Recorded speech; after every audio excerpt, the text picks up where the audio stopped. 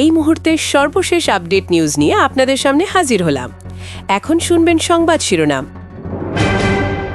ভারতের বুকে কাঁপন ধরালো তারেপের সরকার।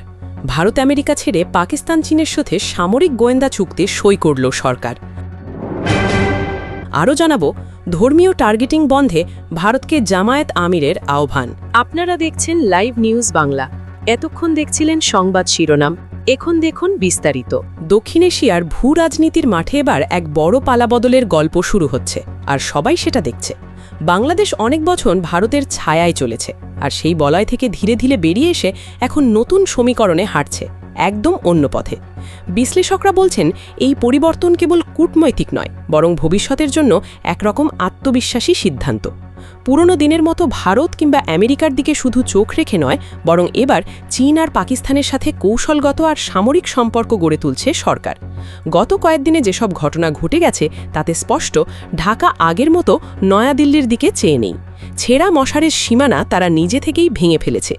এই পাল্টে যাওয়ার জোয়া শুরু হয়েছে আসলে এক চমকপ্রদ মুহূর্ত দিয়ে।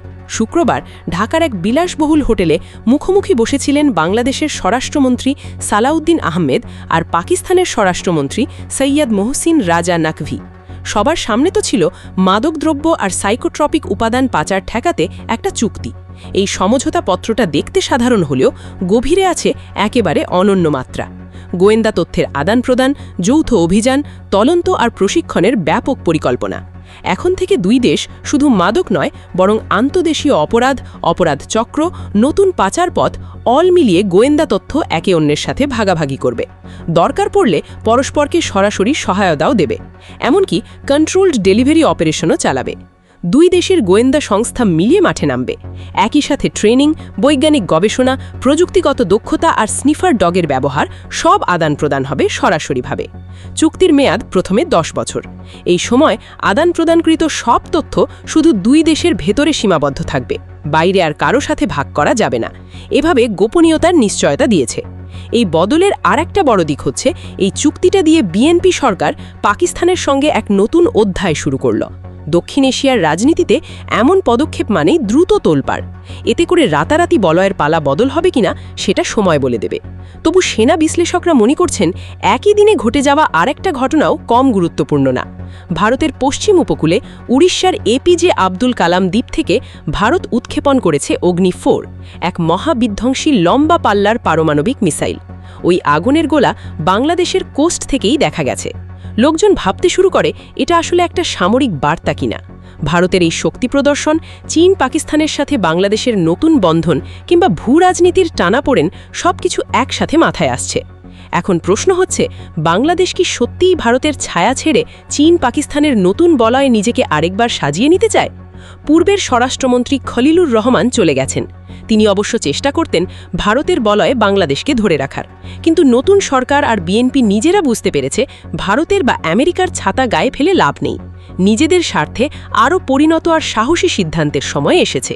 সবার নজর এখন ঢাকার পরবর্তী পদক্ষেপের দিকে, কারণ এবার বাংলাদেশ আসলেই মঞ্চের কেন্দ্রে উঠে এসেছে, আর তাদের পেছনে তাকানোর সুযোগ নেই। আরও নাটকীয় কিছু অপেক্ষা করছে।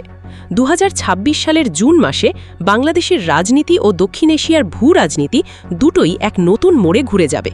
ভারতের ছায়া থেকে বেরিয়ে এসে তারেক রহমান তার প্রথম রাষ্ট্রীয় বিদেশ সফরের জন্য চীনকে বেছে নিয়েছেন। এই একটা সিদ্ধান্তই চর্চার কেন্দ্রে। বাংলাদেশের প্রধানমন্ত্রী হয়ে চীনে পা রাখছেন, এমন খবর আগেভাগেই বিশ্ব দরবারে আলোড়ন তুলেছে। চীন আগেভাগেই জানিয়েছে, তারা বাংলাদেশের সার্বভৌমত্ব আর আঞ্চলিক অখণ্ডতার পাশে পুরোপুরি থাকছে। তারেক রহমানের এই ঐতিহাসিক সফর ঘিরে অনেক হিসেব কষা হচ্ছে। একটা সময় চীন, বাংলাদেশ, মায়ানমার সংযোগ, সেই সঙ্গে তিস্তা মহাপরিকল্পনা, এইসব ঝুলে থাকা মেগা প্রকল্পে নতুন স্পৃহা দেখা যাবে। ভারতের সঙ্গে দূরত্বই যেন এখন প্রকাশ্যে, বরং চীন স্পষ্টভাবে বাংলাদেশের উন্নয়নের প্রধান সহযোগী হতে চলেছে। বিএনপি সরকারও সেটা বিশ্বমঞ্চে জানিয়ে দিচ্ছে। আরেকদিকে ভারতে মিসাইল টেস্ট, বাংলাদেশের নতুন সরকার কৌশলগতভাবে পাকিস্তান আর চীনের সাথে মিত্রতা গড়ে তুলছে। এভাবে এক অদৃশ্য শক্তি পৃথিবী গড়ে উঠছে। এবার প্রশ্ন, এই নতুন বলয়ে ঢুকে গেলে বাংলাদেশের লাভটা কি? নিরাপত্তা নিয়ে আর ভয় থাকবে না, এটাই পরিষ্কার একদিকে। কিন্তু ভারতের জন্য এটা বড় ধাক্কা। দুই পক্ষ নিজেদের শক্তি দেখাতে ব্যস্ত। ভারত তাদের সামরিক বিস্তার দেখাচ্ছে, বাংলাদেশ কূটনৈতিক চালে জিততে চাইছে। বঙ্গোপসাগরে একটা অদ্ভুত উত্তেজনা, যুদ্ধ হয়তো নেই, কিন্তু একটা ঠান্ডা লড়াই স্পষ্ট। তারেক রহমানের নেতৃত্বে বাংলাদেশের নতুন ভূ-রাজনৈতিক কৌশল কেন্দ্রবিন্দুতে উঠে এসেছে। সবচেয়ে চমকপ্রদ ব্যাপারটা হচ্ছে, ঠিক ওই সময়ে পশ্চিমবঙ্গে নির্বাচনে বিজেপি জয়ী হয়েছে। ওই রাজ্যের মুখ্যমন্ত্রী হয়েছেন সুব্রমণ চন্দ্র, যার বিরুদ্ধে মুসলিম ও বাংলাদেশ বিদ্বেষের অভিযোগ পুরনো। এমন এক সময়ে বাংলাদেশের চীনের দিকে ঝুঁকে পড়া শুধু কৌশল নয়, এটা স্পষ্ট বার্তা, ভারতকেও বুঝিয়ে দেওয়া বাংলাদেশও এখন নিজের চাল দিয়ে খেলবে। পশ্চিমবঙ্গের বিধানসভা বদল, সীমান্তে চীনের প্রভাব, সবকিছু মিলিয়ে বৈশ্বিক রাজনীতিতে যেন নতুন শক্তির খেলা শুরু হয়েছে। বাংলাদেশের জন্য সামনে বড় চ্যালেঞ্জ ঠিকই, কিন্তু তারেক রহমানের এই পদক্ষেপ শুধু ভাউসি নয়, ভবিষ্যৎ রাজনীতিতেও দাগ রেখে যাবে, এতে সন্দেহ নেই। কবর দিয়েছি। চমক লাগার মতো ব্যাপার হলো, বাংলাদেশের সীমান্ত থেকে মাত্র 5 কিলোমিটার দূরে ভারতের একই ভূগর্ভস্থ স্তর থেকে তেল তুলে তারা বছরের পর বছর কোটি কোটি টাকা আয় করছে। আর আমরা গর্তের মুখে ঢালাওভাবে সীসা ঢেলেছি, যেন কেউ ভবিষ্যতে তাকিয়ে দেখার সুযোগও না পায়। কেন এমন করলাম? আসলে কি ঘটেছিল 1988 সালের সেই উদ্বোধনের ঠিক এক সপ্তাহ পরে? এই প্রশ্নটা ঘুরে ফিরে আসেই। এটা কি সত্যি অর্থনৈতিকভাবে লাভজনক ছিল না, নাকি এর পেছনে কোনো বড় আন্তর্জাতিক ষড়যন্ত্র লুকিয়েছিল? শালবাহান তেলের খনির এই 3 যুগের রহস্যটা আজ একটু বড় করে খুলে বলি। সময়টা 1986 থেকে 1987। পঞ্চগড়ের তেঁতুলিয়া উপজেলার শালবাহান এলাকায় দেশি বিদেশি বিশেষজ্ঞদের এক যৌথ জরিপে হইচই পড়ে যায়। ভূকম্পন জরিপে দেখা যায়, মাটির প্রায় 900 মিটার নিচে উত্তোলনযোগ্য তেলের বিশাল মজুদ। শুধু বাংলাদেশ না, সিঙ্গাপুর ও দক্ষিণ কোরিয়ার বিজ্ঞানীরা এসে তেলের অস্তিত্ব নিশ্চিত করেন। 1000 কোটি টাকায় তৈরি হওয়া পেট্রোলিয়াম ডেভেলপমেন্ট প্রকল্পের আওতায় প্রায় 5000 পয়েন্ট গভীরে নিশ্চিত করা হয়েছিল তেলের খনির অবস্থান। মানে ওটা বড় কোনো লটারি ছিল না, পুরোপুরি বিজ্ঞানসম্মত হিসেবের ফল। সেই সময়ে দেশজুড়ে ছড়িয়ে পড়ে নতুন স্বপ্ন। মানুষ ভাবতে শুরু করে, বাংলাদেশ হয়তো মধ্যপ্রাচ্যের মতো তেল সমৃদ্ধ দেশে পাল্টে যাবে।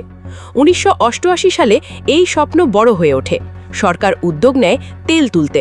বাজেটে মোট 35 কোটি টাকা বরাদ্দ দেয়, আর অধিগ্রহণ হয় 10 একর জমি।